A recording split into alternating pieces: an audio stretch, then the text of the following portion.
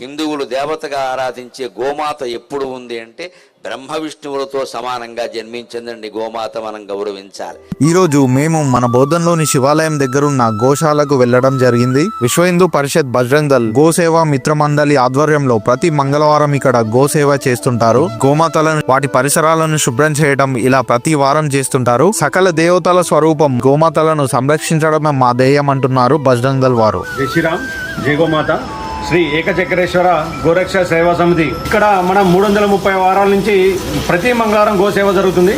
విశ్వ హిందూ పరిషత్ బజరంగ్ దళ్ గోసేవ విభాగంలో భాగంగా యాక్సిడెంట్ అయితే అక్కడ రెస్క్యూ టీం మన గోరక్షకులు వెళ్ళి వాళ్ళని తీసుకొచ్చి ఇక్కడ మన గోశాలలో పెట్టడం, గోవులు బయటకు వెళ్ళినప్పుడు అక్కడ డెలివరీ వాటిని తీసుకొచ్చి మన గోశాలలో పెట్టడం, ఎన్నో విధాలుగా మన మిత్రమండలి మన గోసేవ చేయడం జరుగుతుంది. జై శ్రీరామ్, జై గోమాత. ఏకచక్రేశ్వర గోరక్ష సేవా సమితి గురించి చెప్పాలంటే 4 ఆవులతో స్టార్ట్ అయిన ఈ గోసేవా సమితి ఈ రోజు 250కి పైగా గోవులతో సంరక్షించబడుతుంది. ప్రజలు కూడా వారి బర్త్డే గానీ యానివర్సరీ గానీ ఇలాంటి ఏ స్పెషల్ డే ఉన్నా ఇక్కడికి వచ్చి గోపూజ చేయడం, గోసేవ వంటివి చేస్తుంటారు. ఈ వీడియోని వీలైనంత మందికి షేర్ చేయండి. మన గోమాతను సంరక్షించుకోవడం మనకి ఎంత ముఖ్యమో అందరికీ తెలియజేయండి. అండ్ ఇంకా ఇలాంటి వీడియోస్ కోసం యూట్యూబ్ అండ్ ఇన్స్టాగ్రామ్ లో మన బోధన్ ఫ్యాక్ట్స్ పేజ్ ని ఫాలో చేయండి.